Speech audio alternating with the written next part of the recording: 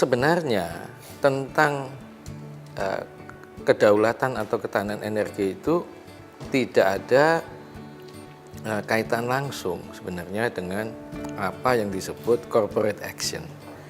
Saya kasih contoh begini, satu misalnya Freeport head of agreement sudah tanda tangan, ya insya Allah mungkin akhir September lah ya selesai transaksinya. Sebenarnya ini transaksi yang juga fair ya, kita beli apa yang sudah diinvestasi oleh Freeport McMoRan di Grasberg sesuai dengan harga pasar, itu aja ya, jadi Bapak Presiden selalu bilang bahwa ya ini komersial aja, hanya kita ingin punya 51%, sehingga ke depan setelah 2 kali 10 tahun harapannya itu anak-anak bangsa itu juga mampu mengelola pertambangan yang sebesar ini. Mahakam sudah habis 50 tahun. Kontraknya memang beda dengan Freeport. Habis ya sudah. Ya, kita serahkan kita kasih ke Pertamina, Pertamina bayar kita ke pemerintah, ya udah ini komersial aja. Sebenarnya kita maunya dulu itu berdua. Ya, Pertamina dan juga dengan Total. Akhirnya Total juga nawarnya menurut kami juga tidak reasonable.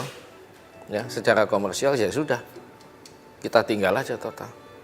Sama dengan Rokan kita prioritas kok. Di peraturan menteri saya yang terakhir yang dikritik oleh banyak orang, banyak pengamat ya. Kalau pengamat kan rada waktunya banyak ya, jadi bisa ngeritik banyak kan ya. Kalau saya nulis di medsos lebih banyak dari pengamat, berarti saya nggak kerja dong. Betul ya? Iya betul ya. Nah, itu banyak pengamat Pak. Kenapa kok prioritasnya tidak Pertamina atau badan usaha dalam negeri? Bukan, kita kasih prioritas tetap kepada operator existing. Nah, kita kasih ke Chevron. Ya, Chevron ngasih penawaran, kita nggak happy. Kita tanya Pertamina, you minat nggak? Minat. Terserah loh, you mau minat mau nggak. Nah, akhirnya ini adalah komersial. Karena Pak Presiden arahannya selalu tidak boleh ada semangat nasionalisasi. Ini komersial aja. Ya, kebetulan Pertamina menawarkan lebih besar kompensasinya untuk pemerintah, ya kita ambil itu. Kan sama-sama badan usaha. Kalau waktu itu Pertamina saya nggak mau ikut Pak, ya sudah, akhirnya pasti ke Chevron lagi. Enggak juga sih. Kalau misalnya begini sekarang, akhirnya Pertamina kan kita sudah wajibkan untuk cari partner. Pertamina akhirnya bilang bahwa ya saya boleh nggak patungan lagi dengan Chevron di Blok Rokan? Silahkan aja. Udah bicara aja secara komersial, secara bisnis to bisnis. Yang ditekankan Pak Presiden ini adalah komersial transaksinya. Ya. Kalau orang bilang ya buktinya Pak dikasihkan Pertamina. Lalu Pertamina nawarnya lebih bagus untuk negara, terus bagaimana? Apa berani saya misalnya Pertamina menawarkan yang kira-kira dua kali lipat lebih bagus penawarannya kompensasinya kepada pemerintah dibanding Chevron, terus saya tanda tangan untuk Chevron, saya masuk penjara nanti 1 hari kalau berhenti jadi menteri. Itu disuruh siapapun saya pasti nggak berani kalau posisinya kayak begitu. Ya nanti kalau saya secara singkat sih ya dilihat aja hasilnya. Karena komitmen untuk buat smelter sudah tertulis dari Freeport ya.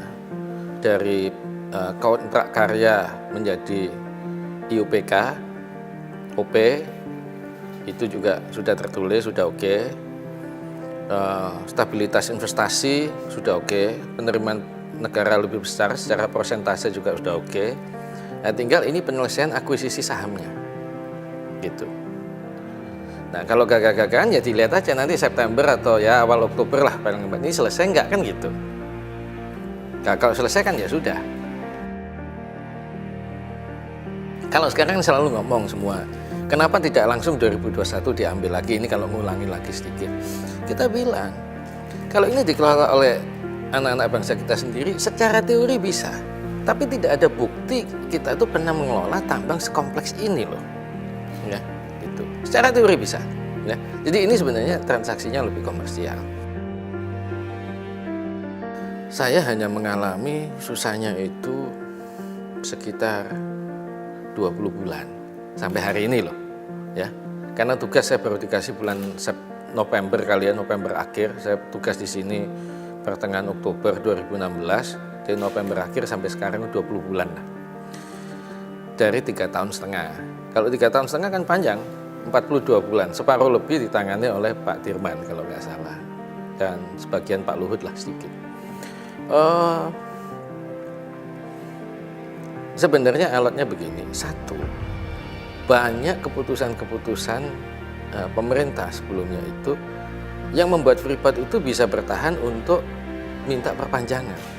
Karena perpanjangan itu walaupun tidak otomatis disebutkan bahwa perpanjangan itu diberikan dalam pertimbangan-pertimbangan yang wajar. Wajar itu, nah ini pasti debat.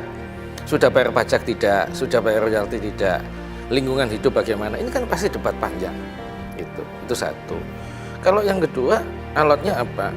Freeport sendiri itu tahu. Ya.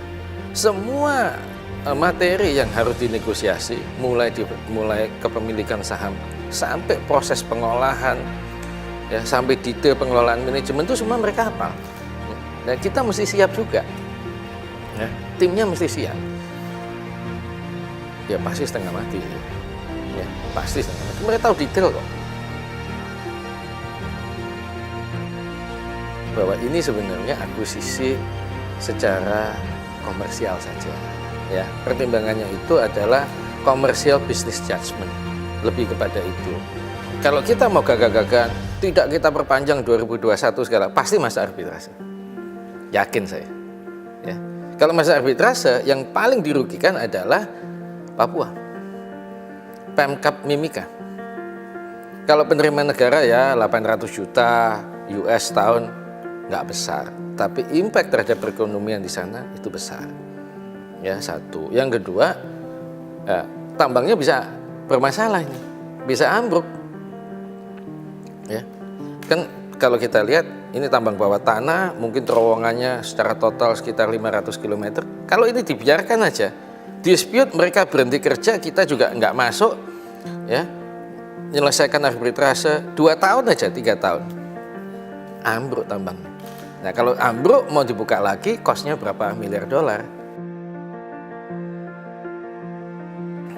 Ya ini kan admin aja ya. Ya admin aja. Ya admin 2 bulan boleh lah, kurang lebih. Sama-sama lah. Nah, kalau Anda tanya sama-sama detailnya gimana, kita serahkan ke Inalum, terserah Inalum yang reasonable bagaimana.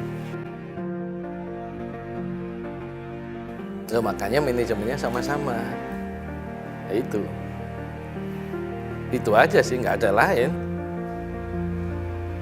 Coba kalau tidak, siapa yang punya blueprint